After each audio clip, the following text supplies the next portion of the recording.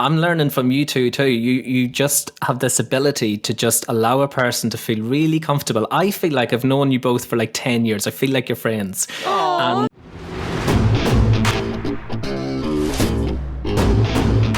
And now, coming to you from the K2 Studios in San Diego, California, it's the world-famous Chris and Christine Show.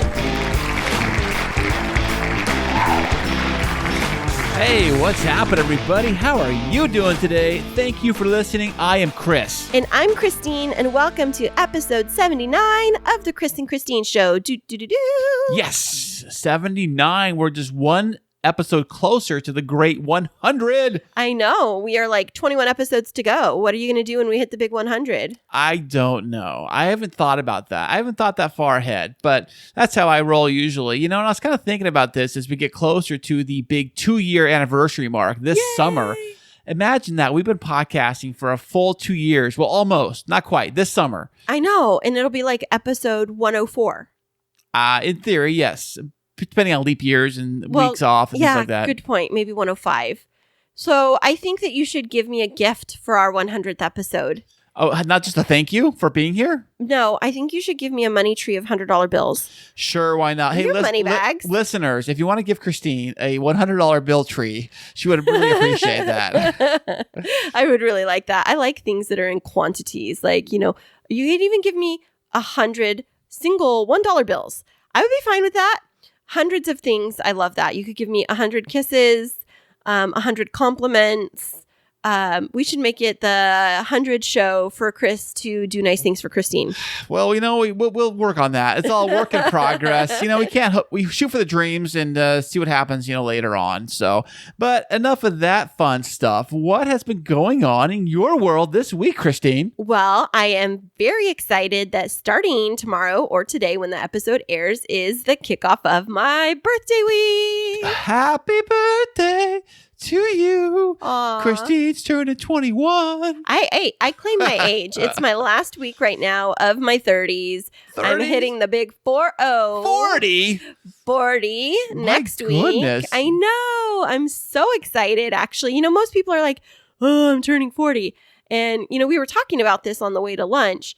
I feel like I've accomplished a lot before my 40th birthday. You have, because a lot of people you see like they're 40, 45, even people in their 50s, which is kind of rare, but people that are 50s that haven't done much in their life. Well, it's not about not doing much. Then what are you talking about then? Well, I just meant like in terms of like my education, I feel like I've accomplished a lot. It's not to compare to others. I'm just saying I feel personally like I've met a lot of my goals. You sure did. I'm so proud of you, babe. I am super, super proud of you. Every listener out here is listening to you. They're very proud of you, too. Aw, thank you so much, honey. Well, you know, we were talking about the 100th episode and buying, you know, 100 gifts. I have the greatest idea for you in case you don't know what to get me for my birthday. Which usually happens. So first off, just for those who may not know, just for those who may have forgot, when is your birthday? March 20th. It's a Saturday. I'm writing that down. March 20th. Thank you. Yeah, first day of spring. And the boys were helping me brainstorm with you earlier this week on what you could get me for my birthday. And all of it landed in quantities of 40. Wait, why is that? Because I'm turning 40. So you could give me 40 $1 bills or 40 $10 bills, which would be better. Can I just give you 40 thank yous for showing up today? That's not a birthday present. I would like 40 puppies and 40 puppies?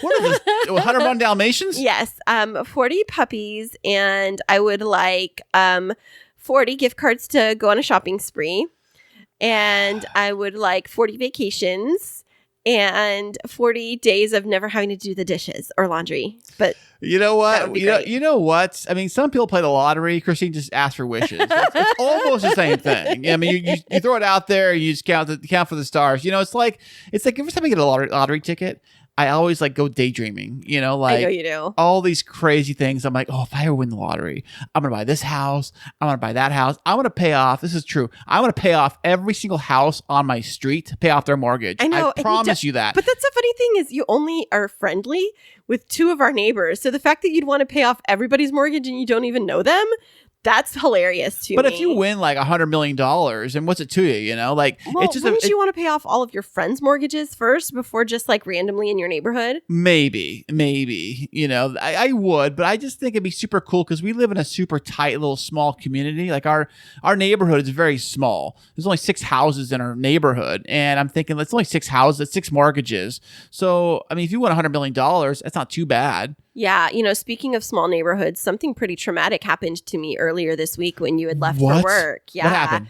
I don't know if you remember because it's kind of been a few days ago, but I was sitting in my home office and it overlooks the cul-de-sac, and there's right over our fence, there's a set of apartments. They're not bad. Like, they've been getting louder at night, like with the cars and the music and stuff like that. But all of a sudden I was like sitting there and I heard screaming and I was like, oh gosh, that sounds like a domestic incident. And it was in the parking lot. So I like went to peek out the front door to see if I needed to call for help. And right then the police started to pull up and I was like, oh, okay, I'll just go back to work. And I got back to my seat and was getting ready to get back on my computer. And all of a sudden there were 5 police SUVs, guns drawn, which is directed right towards the window. Like one of them was like, I could see the end of the barrel of the gun. No way. And it was a whole thing. Like one of the guys was refusing to get out and they gave him a countdown to get out of the car with his hands up before they were going to shoot. It was so freaking scary, Chris. Did they actually shoot the guy? No. Oh, no. He ended up cooperating. He ended up getting just like a ticket and got released like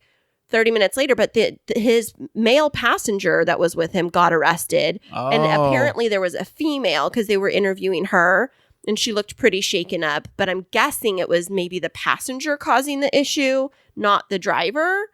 But, I've never seen a response like that. But I guess, based off of how it escalated quickly, there were 7 cop SUVs and there were like 15 officers.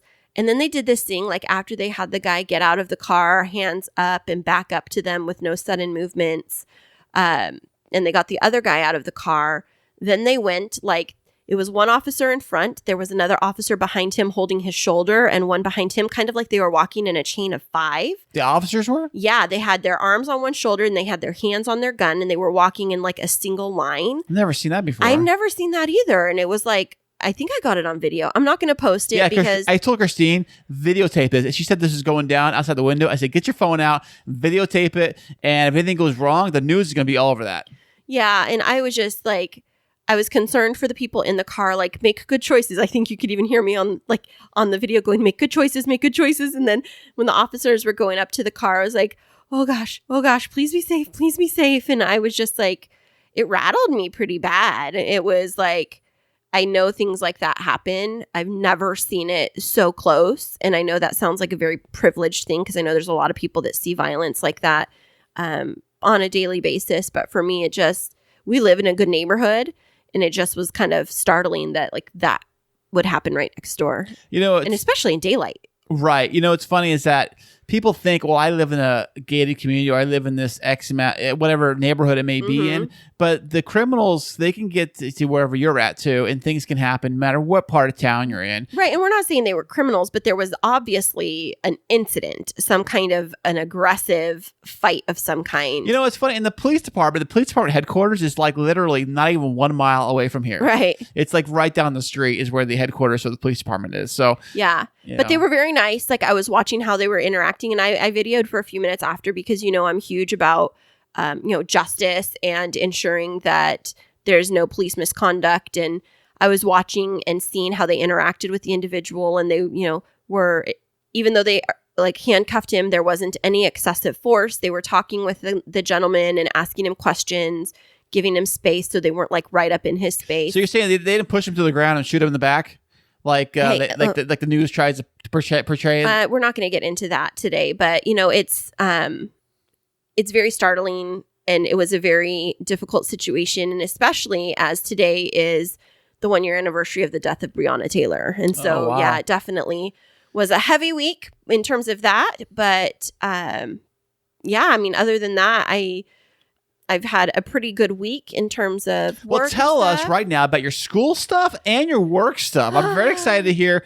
Christine's got some exciting news. What is it, baby? I do have some exciting news. So I finally got all 5 of my chapters approved by my chair, and they've been edited and formatted by my editor. And if you all don't know, I'm writing my dissertation right now, and it's basically writing a book. It's 163 pages and like 40,000 words that I've written, and I've been working on this for, I don't know, a year and a half.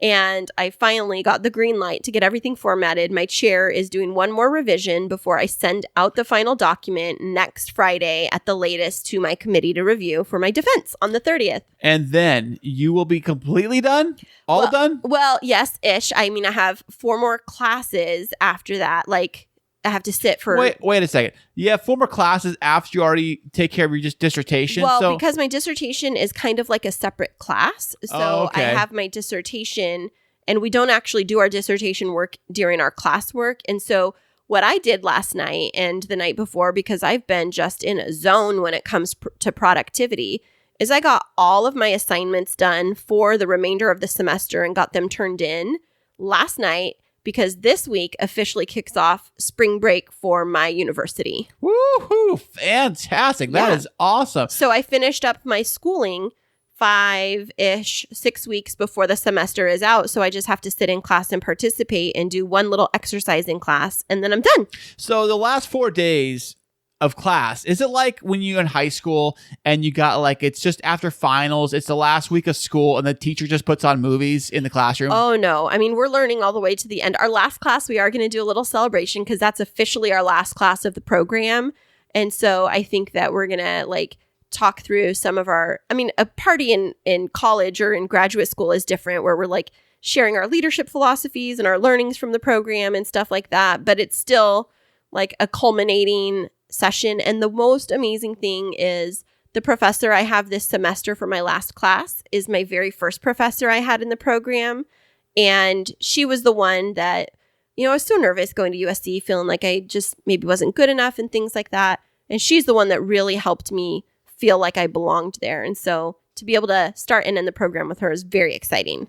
Comes full circle. Wow. Congratulations, babe. I am Thank you. so happy for you. I know. And when we had lunch today and you were saying all kinds of sweet things to me about, you know, our relationship, it just made my heart so happy. I don't know if our listeners hear that side of you, like the sappy guy that you really are. I know. Let it come out once in a while. You know, it dusts the cobwebs off my sappiness I know. and it comes out. What were some of the things you were saying to me at lunch today? I was just saying the journey of my life has led me to you. Aw. And all of the roads and ups and downs and all the women that have come through my life. all right. Calm down, Sorry. Mika Suave. I know. Sorry, ladies. All the millions of women, you know, that come through my world. You know, it's just one more closer to you. And I realize after I'm looking back at all of that in my life, thinking back that what I really wanted was you the entire time. Oh, you're going to make me cry right now. Seriously. Oh, well. That's like the sweetest thing a husband could ever say. I mean, ladies, eat your heart out, because this guy over here, you know, he likes to play like he's the rough guy. And, you know, he is a very manly man and, you know, very like macho and head of our household. And then there is, as he's flexing across from me. But then you have these moments like when we were sitting at lunch today and toasting to this big milestone, and you were celebrating me because we're having a grown-ups day today. It means the world to me to hear those words, and I just appreciate your kindness. Oh, babe. Well, no problem at all. That's what I'm here for. Kind words and love and joy. Aw, thank you so much. But enough about me. I've been gabbing, and you've been asking me all kinds of stuff about my week. What's been going on with you? Well, this week we had a little bit of a plumbing situation in the master bathroom. No, there was not. Well, there kind of was a leak, but not really. There was It wasn't a leak. It started with a Chris project. Yeah, Chris was trying to fix the clogged drain because everybody who's got a bathroom sink, they realize that if you share a bathroom with a female, they have hair. You're blaming this on me? They have hair that gets down the drain. It clogs the drain, so you have to go in there and try to pull it all out, all the gunk and everything. So I always try to clean it and pull it out. Unfortunately, I think it was too much junk was down there. We used a Drano. We tried pulling stuff out, took a drain apart. And when I took the drain apart to get the little doohickey, I don't know what it's called, out, to pull the hair out, it... Pause. Pause the story here. No, I'm trying to. No, okay, No, what? you never told me that you were starting this with, you're blaming it on me, starting it with cleaning out my hair. You just said, yeah, the thing was broken. Back this story up. What? It was clogged? No, it wasn't. Well, it was. It's not my fault. I'm not blaming you, babe, but what I'm saying is that it was clogged and I tried to fix it. So I took the hair junk out and I tried to put the sink part back together, that little stopper part back in there. There's like a rod that connects at the bottom of your drain that you have. If every sink has this little pull up thing, you pull it up to like close the drain and you push it down to open the drain so the water can flow through the sink in the bathroom. Oh. Well, that rod has this little ball joint. It's kind of complicated, but it connects inside there. And when I took it apart and I tried to put it back together, I realized that the rod was about an inch shorter than it should be. And the reason why is because I guess it rotted away. The actual rod, I didn't know it could do that. But yeah, it looked kind of like a dagger when you pulled it out, like there was a sharp end to it. Yeah, like it rotted off or broke off, or I don't know if it broke off in there, what the deal is. Maybe a rat got in and chewed off the metal. Our friendly rat got it. Yes, it's possible.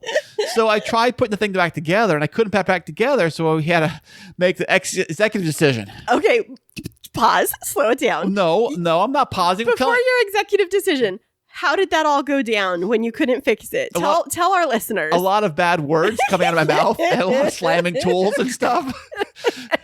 And me saying I'm be late for work for this crap. Oh, yeah. Okay. Here's the story going off of what this is Chris's experience, and he did a great job working on fixing it and going to Home Depot to get the parts.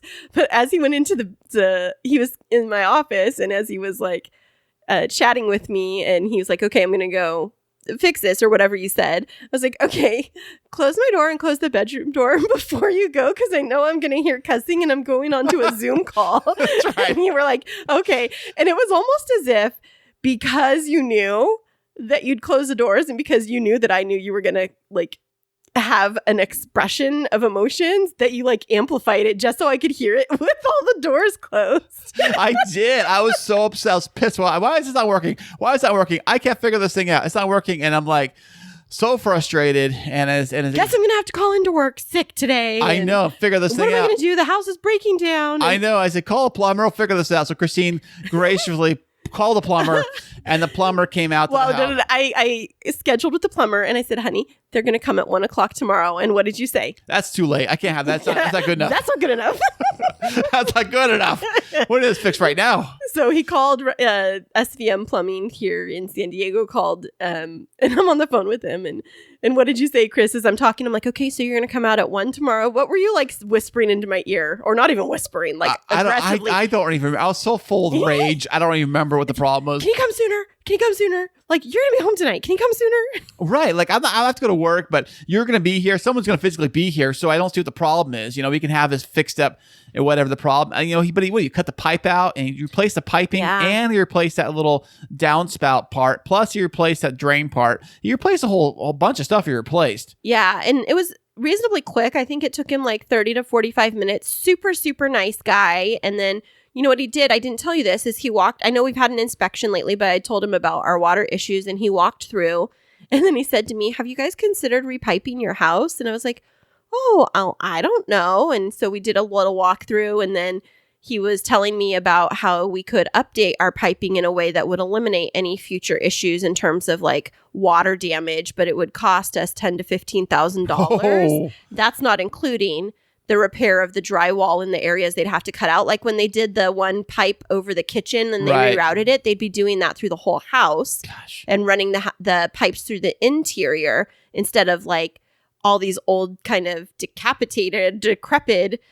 pipes that we have. They'd cap all of those off and run brand new lines, hot and cold water. Well, $15,000, what a deal. What a deal. Well, the thing that he said is like if we decided to go towards reselling the house in the future or trying to insure the house, it would actually bring down the liability because we would have replaced the entire plumbing system. Well, that sounds great. Let's do that. All right. Book it. All right, Moneybag. Book it twice. All right, sounds good. But book it 3 times. Why not? But we did get it resolved, right? Yes, one problem. Another problem came and went. So the rats last week, y'all just kind of come along on this journey with us with floods and critters and crickets. And I just feel like we need to sell this house. Money pit. It's bad mojo. it's a beautiful house, but it's just like, what is happening? You know what here? they always say? They always say the same thing. Anybody who has problems who is a homeowner, they always say, well, that's home ownership for you. Yeah. And for me, from living in the apartment before, it's just kind of foreign to me because when I'd have a problem, I'd call be like, the maintenance guy. Maintenance guy. Be like, this door isn't quite closing the way I want it to, or I think I need a new air filter, or, can you just paint my front railing? And they just show up and they do it. And now it's like, I call Chris the maintenance. I'm just calling you my maintenance man. Maintenance man with an attitude. But anyways, that's been a little bit of an adventurous week. And Chris, one of the things that I love about this first segment is the banter that we have back and forth. I do too. It's great. I mean, banter, arguing, whatever you want to call it. I love it. I think it's fantastic. Yeah, I love our dynamic. And you know what?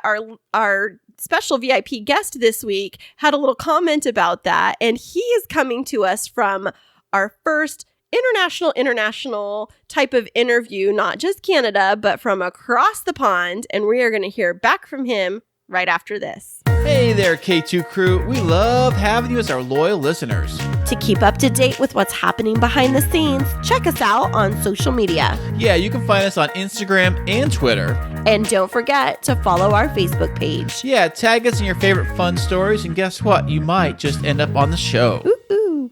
Okay, who likes to travel? Raise your hand. Yeah, I see you over there. So, today we are bringing you Away Travel. Quite simply, Away makes everything you need for your trip away. Away started with the perfect suitcase. Then they built from there, creating a range of travel standards developed from travel stories of friends and seatmates. The pieces aren't smart, they're thoughtful, with features that solve real travel problems. To give the whole world access to better travel standards, Away took the direct-to-customer approach to lower prices, and quality is guaranteed. Your Away suitcase will be with you for life. We are teaming up with Away and Podgo to give you the best deal on premium luggage by going to podgo.co/away. Now that's podgo.co/away. Away Travel, here to make your journey seamless. Okay, everybody, and welcome back. Today, our very special guest is from across the pond. He does a YouTube channel about your stories, and here we are listening to his story. Please welcome to the show, Rory Smith. Oh, I get an applause and everything. Thank you so much. Well, thank you so much for joining us. Oh, it's my pleasure. I cannot tell you how excited I am. You two are a breath of fresh air. I am so excited to be on this show. Wow, I'm excited to be on the show too. Thank you. Well, what makes you excited to be on this show? Like, why did you pick us? Oh, do you know what? I love people who are good at their jobs, and I love people who've got passion. And you can tell just by listening to every episode that you do how much you love it, how much you love doing what you do, also how much you love each other. And that really comes through, and it just makes a guest feel really comfortable. And honestly, I'm so excited for today. Oh, wow. That brings a tear to my eye. And Christine's getting a little emotional too over there. I know, it really is. I'm watching him over there because, we are super passionate about this show, and it is like our baby since, we don't have babies together except for our puppy that's coming in a couple don't of forget weeks. Don't forget poor Pumpkin. Oh, turtle. and our tortoise. Okay, all right. But so, Rory, where are you joining us from? I know Chris mentioned across the pond. That's right. So I'm actually in a place called Leeds at the moment. Leeds is in Northern England. I don't know if you can tell by the accent or not, but I'm from Northern Ireland originally. And I moved to England in 2011. And I've lived in London for 9 years. And then our home at the moment is in Kent, which is a beautiful, beautiful place just south of London. But my partner works in Leeds at the moment, so we're traveling up and down, and we're actually based up here. We have been based up here for quite a few months now because of lockdown. So at the moment, we're coming from Leeds in Northern England. Okay, so is Leeds like a country town? Is it like something that you would see on one of those like British movies where it's like lots of green fields, or is it pretty metropolis? Leeds is beautiful. It's in Yorkshire, and Yorkshire is really famous. Yorkshire's a county in England, and it's really famous for its dales. So it's got loads of gorgeous, beautiful mountains, beautiful scenery, the most amazing lakes. So Leeds is a city within that. So I'm actually in the city at the moment, but again, just picture like a beautiful British city with like cobble streets and old style buildings with beautiful clocks and church towers. So do you know what? Yorkshire's a beautiful place. And I love being up here. You know what? I'm a country boy, so I do try and get into the countryside as much as possible whenever I'm up here. That sounds great. I think Christine just booked her flight. Come stay with me when lockdown's over.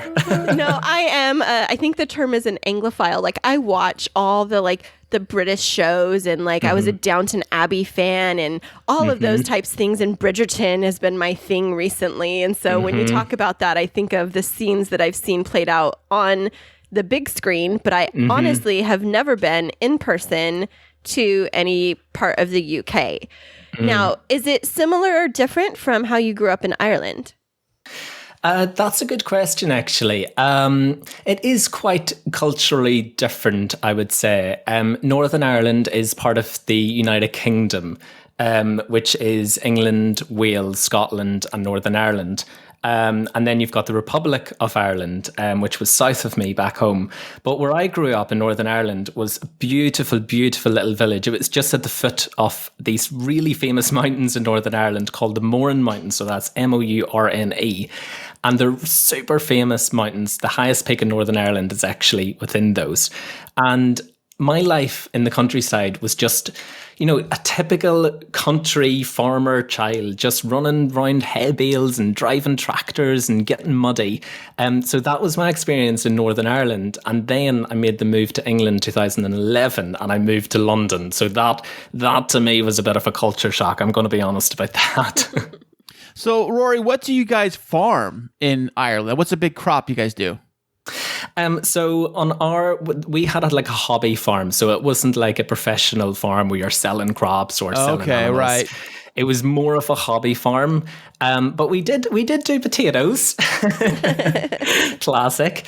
So my job actually as a kid was to go out into the field and to pick all of the stones up during the summer before the ploughs came in, which was absolutely backbreaking. It was horrendous work. But you know what? It just teaches you about hard work and the importance of that, and working as a team. And someone's driving a tractor and you're lifting the stones and throwing them in the back. So you learn all of these experiences as well through bad experiences like that, I suppose. So then what was it that led you to leave the countryside and become a big city boy in 2011? Well, I always wanted to work in television. It's always been a huge passion of mine, a bit like you two, your passion for podcasts. And, my passion was television. And I think I fell in love with television around 2009. And I actually remember the first time that I ever fell in love with it. And I was at home watching television during the summer holidays, and I was watching Desperate Housewives. Which I love. It is such a guilty pleasure of mine. And I was watching that, and it was on a commercial break. So, me being, I can't sit still for 2 minutes, was flicking through the channels. And I flicked over to BBC One and BBC Two, and then I got to ITV, which is the second most major broadcasting network over here. And there was a program on it called This Morning ITV, and it was kind of like a daytime program, similar to sort of Good Morning America, which you have over in the States. So that sort of vibe. And I remember watching it, and it was the host that was on it, Fern Britton, and it was her very last day on the show, and she's like a legend over here. And I remember watching her leaving day, and they were playing like old clips and old interviews, and I just remember watching that and going, this is like a magical world. I don't know what I'm seeing on this screen. And I'm seeing, I remember just colours of blue, which was the dress that she was wearing, and the gold confetti, and there was lights, and everyone was crying. I was like, I want to be there. Oh, man. And I remember saying in that moment, I was like, I don't know what is inside of me saying this, but I want to work on that show. that show was based in London. So ever since that day, I was just like, I need just to get to London. I need to start and get on this ladder of television. And that's really why I moved. Was there no major television production places in Ireland at the time? That's a really good question, actually. I did try, after I did my university degree, I did try to get work in Northern Ireland, but it was a very bad time for the industry in Northern Ireland, and it was really hard to get what I wanted to do because a lot of the places were closing, a lot of the production companies were closing down. There was one magazine show in the evening time that I really, really wanted to go on and to work on, as a runner or assistant.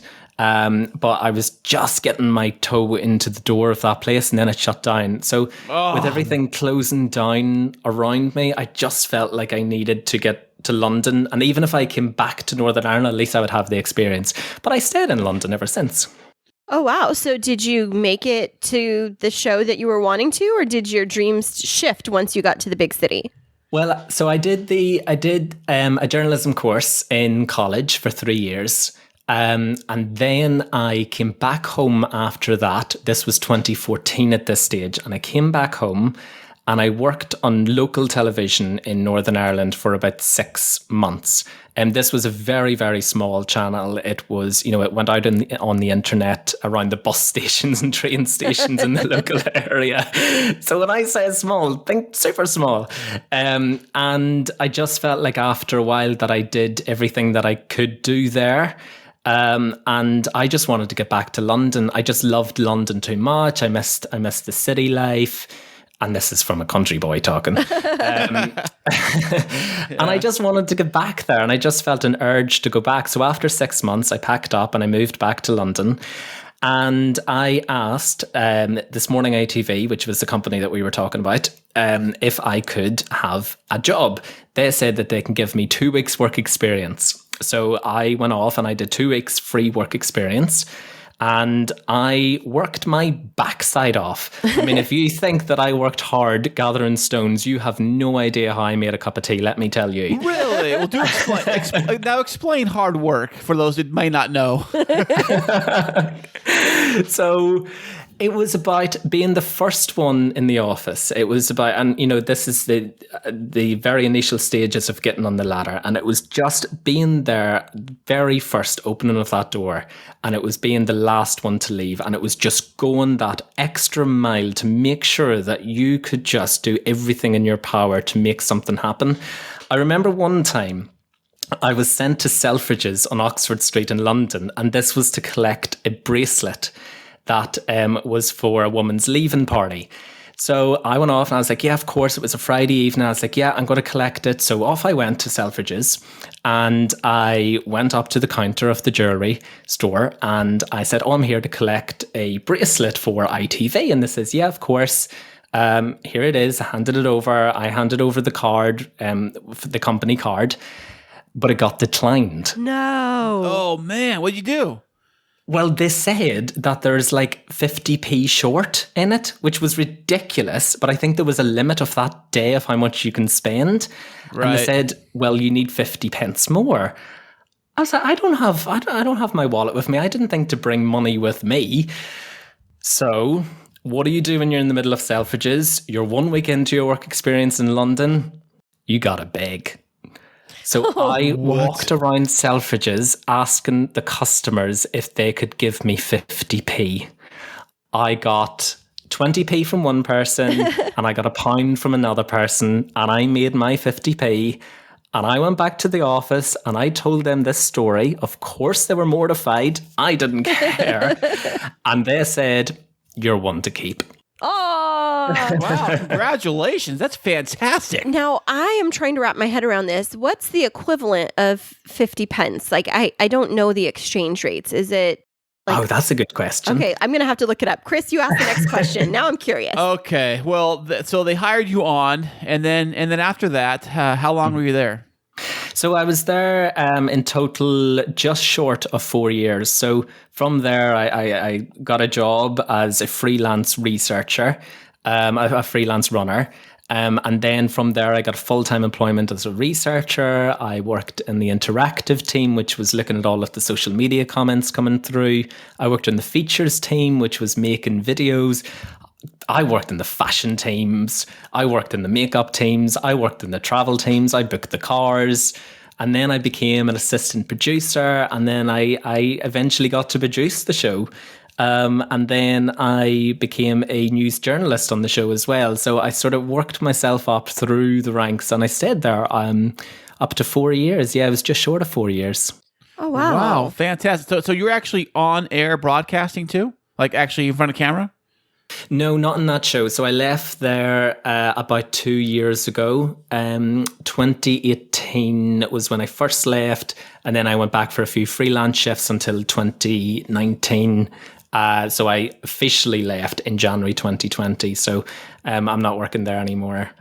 So then what did you decide to break away from that position to do? It seems like, I know you have a YouTube channel, but what came in January 2020 that was like I'm going to go out and be this freelancer on my own? That's a really good question as well. For me, I've always wanted to be a broadcaster. That's the only thing that I've ever wanted to do. And I think, in sharing this story, the way that I have and got to the stage where I'm at now in it sort of happened like that. It happened really, really fast. And before I knew it, I just woke up and I was a producer, and I, climbed the ladder very quickly through hard work and determination and ambition. And I sort of woke up and went, hang on, I've never wanted to be a producer. Right. Earth, why am I sitting in a seat producing the hosts of the show? I want to be in those chairs. I want to be the host. And I've always wanted to be the host. I've always wanted to be a broadcaster. I've always wanted to listen to people's stories, which, we'll probably talk about later. But for me, I sort of, one thing led to another, and, you were earning the money, and you were enjoying the time that you were there, in the office, and you were getting all of these experiences and learning your craft from all of these different angles. So you didn't have time to sort of get back to your dream. And it was only in 2019 that I said, do you know what? I need to get back to broadcasting. And the reason why I left, I always say that I left twice, is because when I left in 2019, I had a year where I was freelancing. So I was going back to earn money on the news desk. But I was still pursuing my broadcasting ambitions in front of the screen. And I got a few reporter jobs. I was working on BBC One a couple of times for this Saturday morning. It's an iconic Saturday morning show over here, and it was really, really good. But I was still earning the money in the offices. But I said, do you know what? If I'm really determined to do this, if I'm really going to make this work, I just need to cut all ties with office work, and I really need to focus. So after a year of freelancing in 2019, then going back to the offices, that was when in 2020 in January, I says, right, that's it. I am a broadcaster. I am not a producer. I'm not a news desk journalist. I need to focus solely on being in front of the camera. Well, good on you, buddy. That's fantastic. Thank you. It was a risk, but I really hope it'll pay off. Yeah, absolutely. When I was listening to your story, I just kind of had to sit back and think of your journey and how it relates to probably a lot of people's journeys, where they have a dream and they go out chasing it, and a different door opens or a window opens, and they crawl through that. And it ends up opening more doors and windows. And when you reflect back years later, while you have the success and the financial stability, there might still be a longing there to be able to chase that initial dream to help you feel fulfilled. Did you find yourself in that place where you had the financial stability but still felt unsettled? Totally, absolutely. And, that's one of the main reasons why you stay as well, because you say, I'm financially stable in this job and I'm earning, it's good money as a producer, and you sort of say, well, why on earth would I give that up? I've achieved so much in this short time. How far can I go up this ladder and continue to go up? And, you sort of talk yourself, at the end of the month, you're sort of saying, right, you know what, I'm going to do it. I'm just going to go out there and I'm going to be a broadcaster. I'm going to do exactly what I wanted to do. And then you check your bank balance and there's a nice big check in it and you go, oh, well, do you know what? I'm going to stick around for this. Right. but you do, one of the most important things for me is that I don't want to work for money. I don't need money, a huge amount of money. I just need to put food on the table, and I need to do something that I love. And I realize now I haven't had paid work in over a year. And that for me, if you told me that 3 years ago, I would say, no, there's no way I'm going to do that. But I've never been happier because I'm doing something that I love. I wake up every morning with an ability to, speak to people like you and to listen to the stories of the people on my YouTube channel, which we'll talk about later. But to go to bed every night doing something that you love, and not earn as much money, it gives me the greatest pleasure, and I'm in the happiest place that I've ever been. That's great. Now, I was going to ask you about would you consider yourself a minimalist? I would, yeah, definitely. I think that, do you know what? There was a real turning point for me, actually. And I'm only telling you this because you're in America. But I went to Camp America in 2013, and I worked in the camps in New Hampshire in a summer camp for boys. It was called Camp Mytina. And I went over there and I worked for 3-4 months, and I worked in the kitchens. And the reason why I worked in the kitchens is because I didn't have any skill. You do not want to see me in sports. It is terrible. Oh, man. No, come on. Absolutely not. No way. Let's play some football. If you want some comedy value and you want a good laugh, then you watch me play some football because you will be laughing. But I didn't have any skills. I wasn't a lifeguard. I couldn't help on the waterfront. I didn't have, any sporting ability, so I couldn't teach in the field. And I says, do you know what? I'm going to work in maintenance. I'm going to work in the kitchens, and I'm going to serve the food, and I'm going to have the best time. So off I went to New Hampshire for 3 months in 2013. And that was a real turning point in my life because you were stripped back from everything. You're wearing the same clothes practically for the whole summer, and, laundry didn't happen very often, let's be honest. And, you weren't allowed to use your phone. You had to go to the cabin, the computer cabin, to use the internet and things like that. So it was a real stripping back of everything that you're used to, especially me growing up. As a teenager, 10 years ago, that's what we were used to. We were used to phones and iPads and computers or whatever.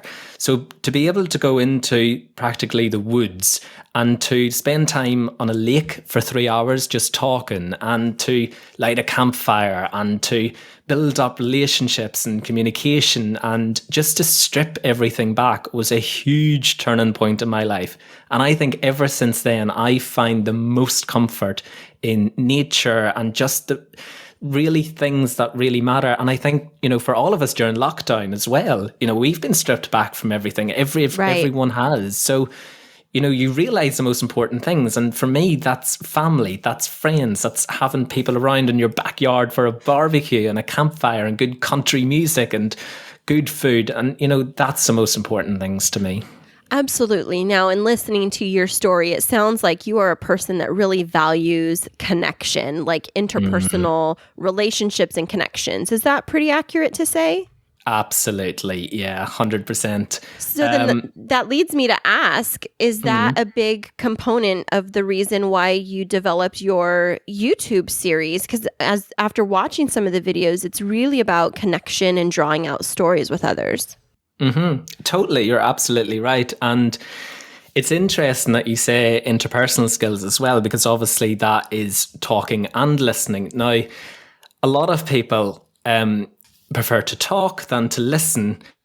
This might surprise you because I have not shut up since we started, but I actually would much prefer to be the one asking the questions and to listen to people. This is out of my comfort zone to be able to, sit and talk about myself and for people to ask me questions. But I do it for you too, because you're so great. Oh, wow. But it really is, I could just listen to someone talk all day. Do you know what? I am the worst person to sit beside on a long haul flight. You do not want to be sitting beside me because I will be writing your autobiography by the time that plane lands. I want to know where you were born. I want to know about your family. I want to know about your job. Why are you on this plane? Where are you at today? How did you get here today? So I love listening to people, and as I said, talking really isn't a strong point of mine, which you might be very surprised about. But I much prefer to listen to people. So that is why you started Your Stories on YouTube? Exactly. Your Story was set up in April 2020. It was during the first lockdown over here in England. And as I shared with you before, that I wasn't working at that time, so I was spending a lot of time at home. And I just thought, I was watching the news, and just the most horrific things were just being brought up all the time. And I just said, how can I contribute to this? How can I use my skills and, the things that I've built up over the past couple of years and work to be able to do something during this, something that's worthwhile and something that helps people. And I thought that what we all needed during that time was just a little bit more hope in our lives. Mm-hmm. That's where the whole idea for Your Story came around. So what I did was I started a YouTube channel called Your Story. And it's where I talk to people who've overcome adversities in their lives. And I draw out lessons from them and things that help them to get over adversity in their lives. And hopefully by the end of it, you can learn a few things through their own story and through their own experience. And for me, that was something that could help people during lockdown, listening to these other people who've been through horrific things. It was just to show that with a bit of hope, there's always light at the end of the tunnel. Now, Rory, I don't know if you can mention any names, but can you give an example of some of the stories that have come across your desk? Mm-hmm. Absolutely. Let me just think. The latest. Well, let's talk about the latest episode that I did. Was with a beautiful woman called Letitia, and she's from California, in fact. Oh wow! And our neighbor. Yeah, she's a remarkable lady.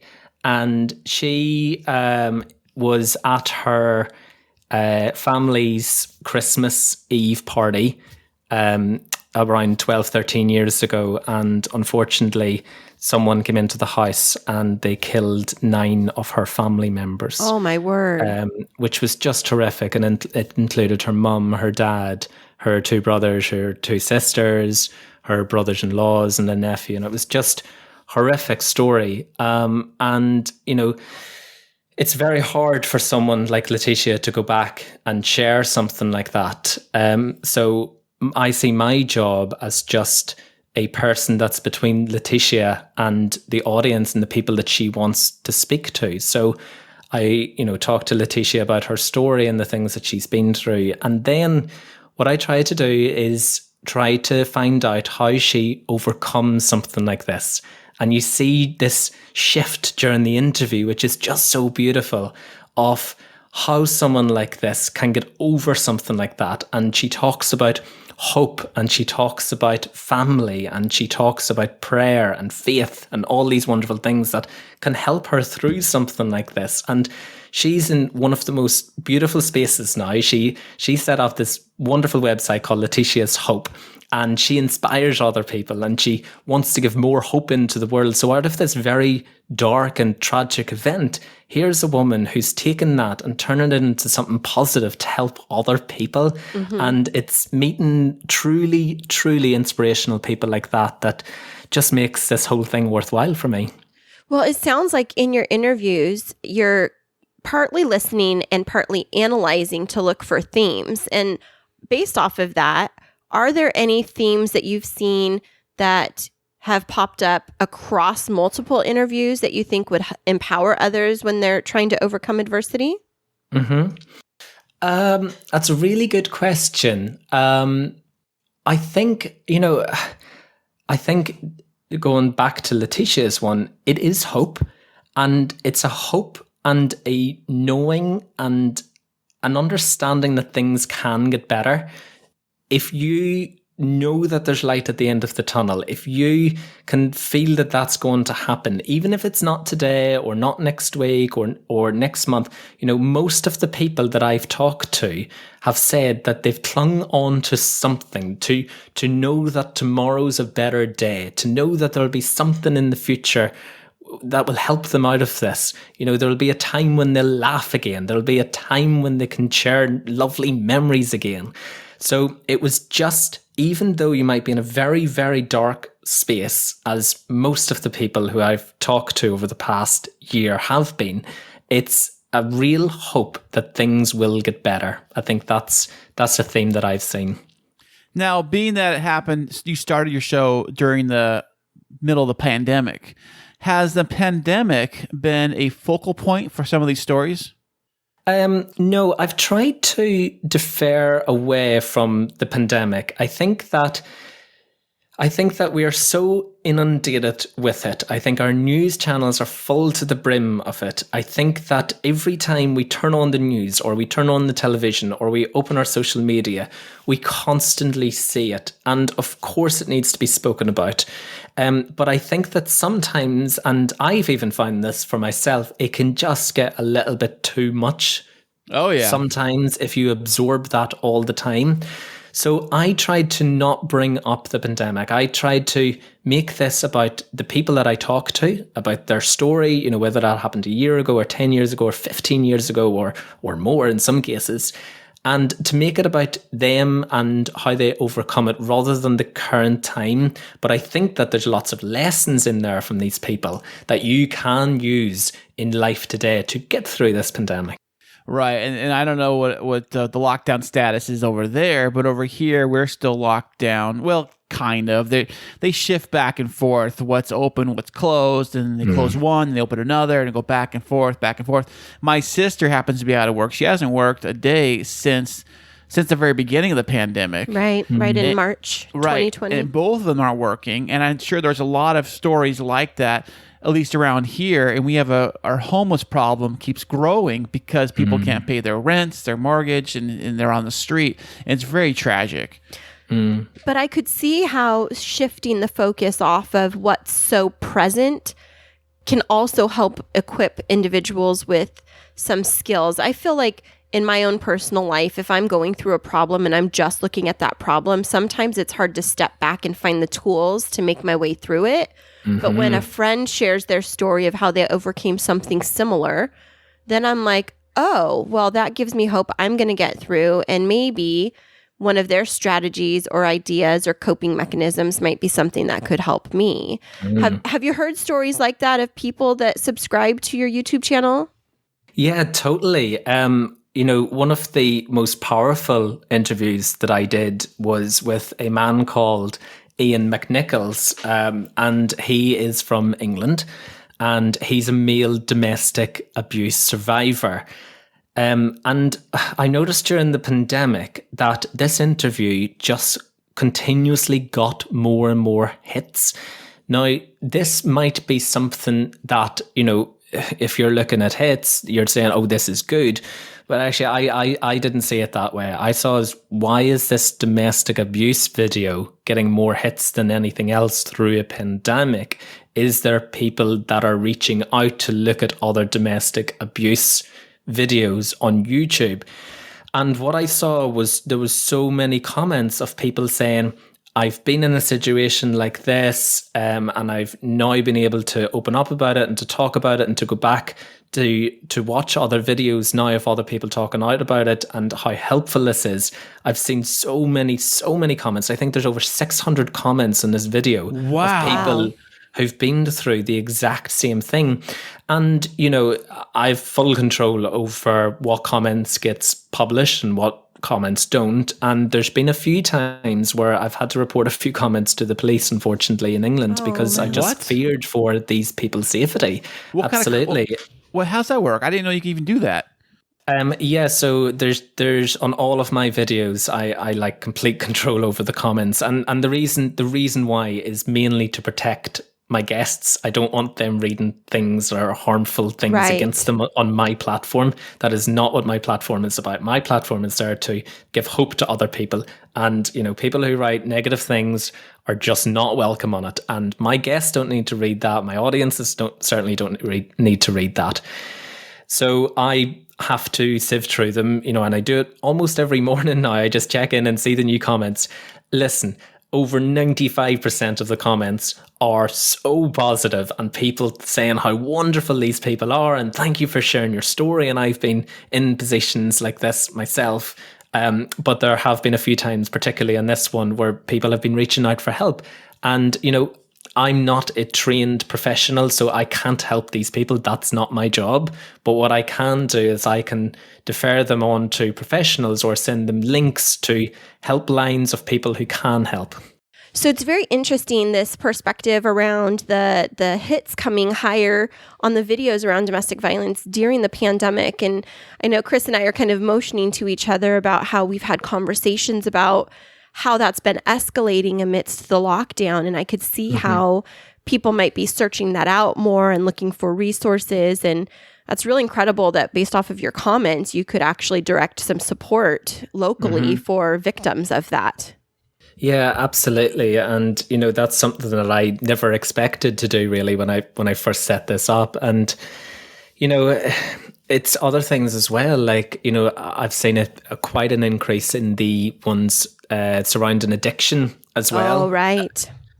So, it's you sort of feel helpless in a way because you can't help anybody on your platform. The platform is there as a video, as someone's story to share.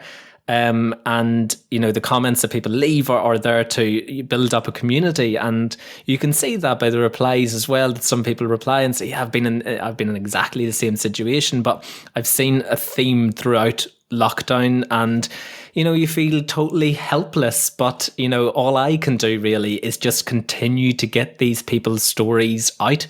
And if that means doing more addiction topics or more domestic abuse topics, then, that's all I can do really at this stage. Yeah. And it sounds like those stories could be very validating. I don't want to say affirming because that's quite the wrong term for this, but validating to others that are experiencing relapses or domestic violence, that they're not alone, especially at a time where so many people feel alone due to being isolated from their traditional social circles. And you know what, that goes back to one of your previous questions as well about a common theme.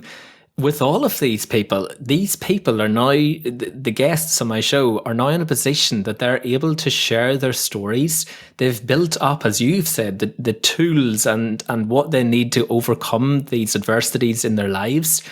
And so one of the most important things that all of these people would say is to share your story when you're in a place to do so and to talk about it. And to show people that you're not alone. Everyone goes through struggles. Everyone goes through hardships, no matter what it is. And even if you haven't had any experience in a certain topic, there's still tools and lessons in there that you can take into your own life today. But certainly one of the most important things in all of these people and in all of the videos that I've done is the ability to share your story when you're in a place to do so. Right. Absolutely. You feel safe to talk about it. Now, Rory, have you ever decided maybe in the near future to do maybe like a follow-up of these people, what they're doing now kind of thing, like how they've evolved? Yeah, that's really interesting as well, because some of them who I've spoken to are doing new things. So, do you know what? I can't help but get involved with them as well. So I follow them on Instagram and I check out what they're doing and I see how they're evolving and all of the great things that they're doing. So, you know what? Maybe that's a really nice one for the end of a season to kind of recap, to see how everyone's doing, to maybe do, a good half an hour or an hour of just going back to people and revisiting. That's a great idea, Chris. I like that. Oh, yeah, you're welcome. I saw that on, if you guys ever watch Shark Tank? I don't know if you guys have it out there in the UK, but the Shark Tank show where they have the the entrepreneurs try to buy businesses or help them out, and they kind of see Right. what they're doing. They get they'll them, do like the follow up like a year or two later. yeah, Oh, like yeah. where they're at now, kind of a thing, and they're usually Yeah. very positive what they're doing now. Like our business is growing by 5 million% and blah blah blah, and all that stuff. So But it's I've been even great. seen it where it is on a more like an interview show where they have the person watch back the video of themselves like a year or two prior and like reflect on their growth. And that process of reflection and growth is so helpful for people. Absolutely. And, even after the interview has aired, so many of my guests got into contact with me and said, that has actually just really helped me to be in a safe space, to be able to share my story, to sit down for, some of these interviews go on for an hour or an hour and a half, or sometimes up to 2 hours. And it's just a really safe place for these people to share their stories and just get it out of their systems. And I think, that's something that we can actually all take into our lives. As I said before, I'm not a trained therapist or psychologist or anything like that. But what I do have a skill in and an ability to do is just listen. So even if you don't take lessons from the guests that's on the show, take a lesson from listening. And when a friend reaches out to you, you might know the answer. You might know how to help them. You mightn't know anything about addiction or abuse or any of the hard topics that we cover on the show, but you can listen. So, give them a space, invite them over when it's safe to do so after, the pandemic and the restrictions are lifted. Invite them over, a glass of wine, and just say, hey, listen, I'm going to listen to you for the next hour. Just tell me how you feel. And I think that's something that we can all learn from and take into our daily lives. Right, absolutely. And speaking of other people learning from listening, is YouTube the only platform that your videos have been featured on, or have they started to find their way into other channels to get a broader audience? No, so I've kept them on YouTube at the moment because it's been so successful, and I find as well with social media it's quite hard to direct people. So at the moment I've got a website and my YouTube channel. So I find with two platforms it's quite hard to direct people to go and watch them. But I'm not brilliant with technology. I'm not going to lie. So I'm fine with two platforms at the moment. Wonderful. But I did see something about the Prince's Trust on YouTube. What is that? So the Prince's Trust is an organization that was set up by the royal family. And it's a opportunity for young people to do great things throughout their community and throughout the Commonwealth. And they build up a rapport and their confidence and skills in order to help other people, and then they're rewarded for their efforts. The Prince's Trust was actually, I had my very first guest was from the Prince's Trust, a girl called Asia. Asia was a young girl who grew up in a foster family. And when she was 17 years old, just 17 years old, she became homeless and she got into drugs and alcohol and all of these other things. And she decided when she was a little bit older that she wanted to go back to her foster family and she wanted to get herself back on a clean path again and back in the right track. So she went back to her foster family and she just said, listen, I'm sorry for what I've done. You cared for me whenever I was growing up and I went off the rails and I'm sorry. And they said, this is always your home.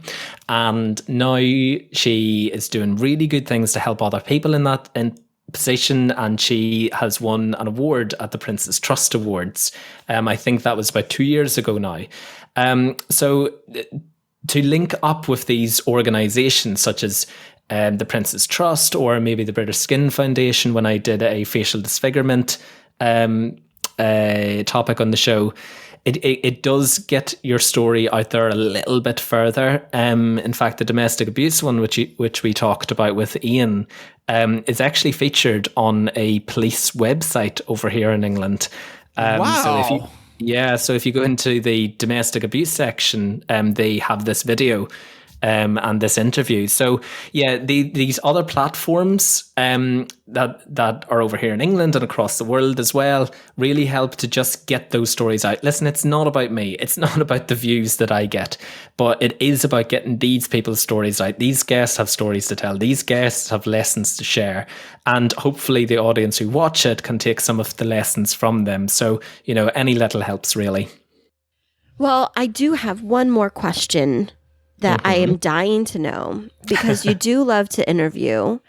Do you have a dream interview guest that you would love to have on the show to be able to hear their story?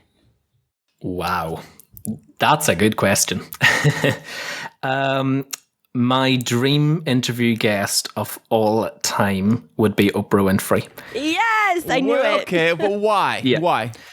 Oprah Winfrey, her story is just remarkable. I mean, it is the epitome of overcoming adversity. Right. I don't care about your millions or billions or bajillions or whatever you've done, or your house or whatever, all of that, carry on. Couldn't care less about it. But what I care about is a woman who went through so much hardship in her younger years, who just with ambition and kindness and compassion and love for other people and most importantly a love for herself that she had to learn, was able to turn all of that pain and all of that negativity into positivity, and to just give information to people, to give love to people, to give.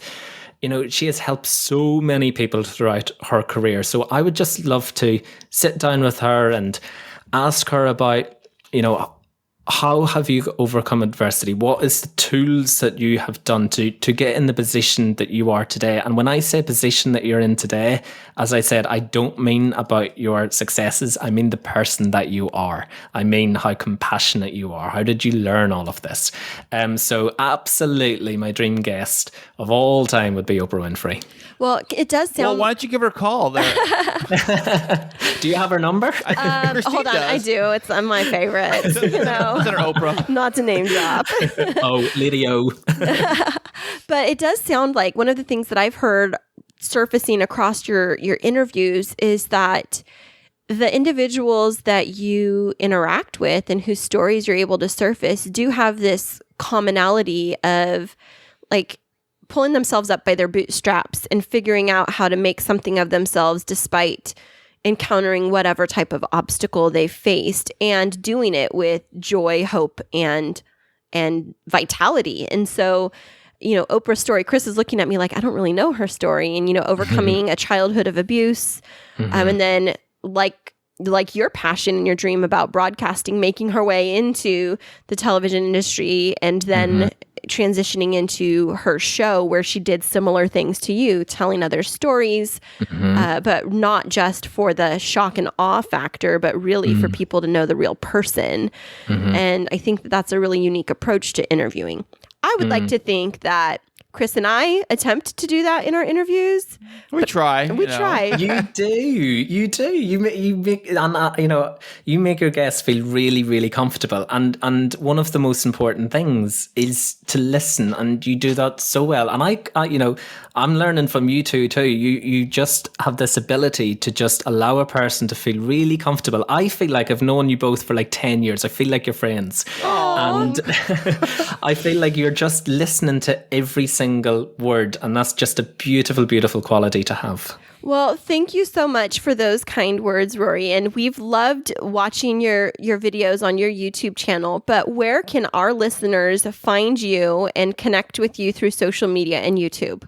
Fantastic. Yeah. So my website is rorysmith.org, which is where you'll find all of the videos from your story and more information about me. My YouTube channel is youtube.com/Rory E. Smith. That's Rory E. Smith.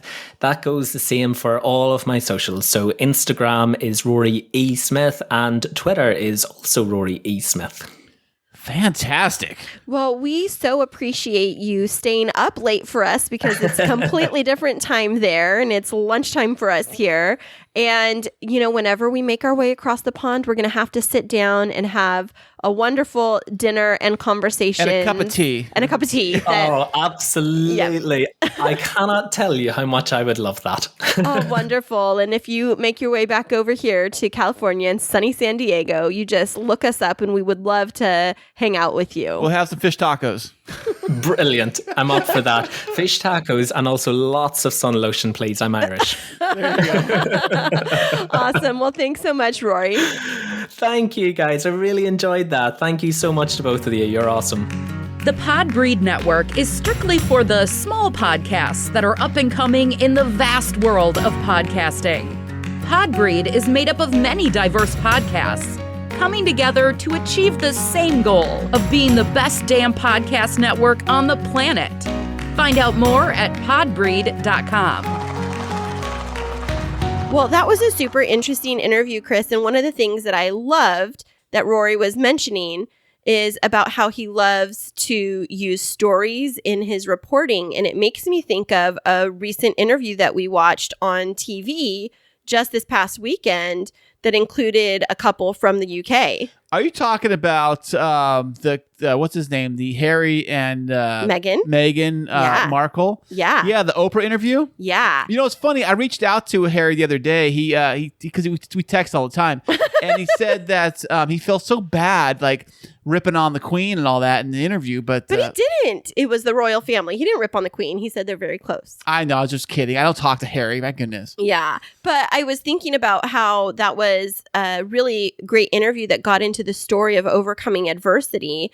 But one of the things is it felt kind of heavy. And what I really like about Rory's work that I've watched on YouTube is while there's like a story of adversity, it's also of like overcoming and seeing on the other side. I wonder if we'll see an interview like that with Rory and Harry and Meghan in like a year or two down the line when they've really established themselves in this new life. It's very possible. I mean, I think they do have your own podcast.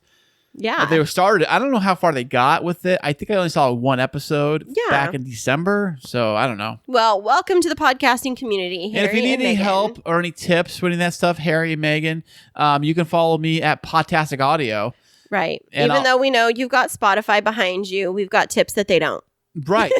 Right. Exactly. But what did you think of the interview with Rory? I didn't watch. Oh, Rory. Oh, this was great. I thought you were going to say about Meghan and Harry. No. Yeah, the Rory one was fantastic. He is my new favorite interview fan. Yeah.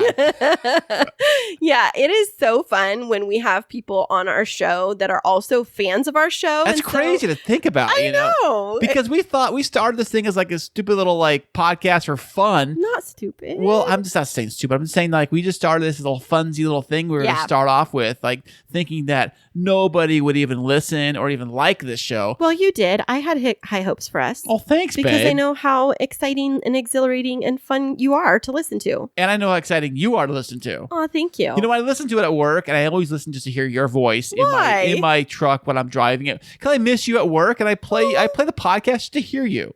So you're like with me while I'm at work. You miss me? I do miss you, babe. Aw, I think like most guys go to work and they're like, oh, I get to escape from my naggy wife. You don't feel like that? A little. Okay, let's be honest. A little bit. Some days more than others. But at least with the podcast, I can put pause and turn you off. Oh, that was bad. You know what it is. Oh my gosh, you're too much. I know. There's that witty banter again that our fans love. You're welcome. You're all welcome. That's for you, baby. Yeah, we're glad that we could help you all out to give you a little bit of levity in your weekend. And if you want more of that fun stuff, you always go to our website. That is www.chrisandchristineshow.com. And that's Chris and Christine with K's. And do you have any more fun, exciting news, babe? Just that I love you and I loved this interview and I love this episode and I'm really excited for everybody to listen to it over and over and over again. Yeah, until your podcast player says no more. You give up. You've hit your quota for the day. Yeah. Well, thanks everybody for tuning in this week and we will be back with you next week on a special 40th birthday edition. By the way, Chris, that's what we're doing. Happy birthday, babe. If you want to send gifts or Amazon gift cards, you can reach us at our email. That is Chris and Christine podcast at gmail.com. Address them to Christine's 40th birthday. Yes, make sure that they don't get used for Chris because, homeboy over here likes a little bit of Amazon shopping. I just bought a few things the other day on Amazon. My goodness. Yeah, thanks for listening, everybody. And we'll be back with you for birthday week next week. Remember this week that life is too short to wake up in the morning with regret. So love the people who treat you right, forget about the ones who don't, and believe that everything happens for a reason. If you get a chance, take it. If it changes your life, let it. Nobody said that it would be easy. They just promised it would be worth it. Thanks so much for joining us. I'm Chris. And I'm Christine. And until next week, keep moving forward.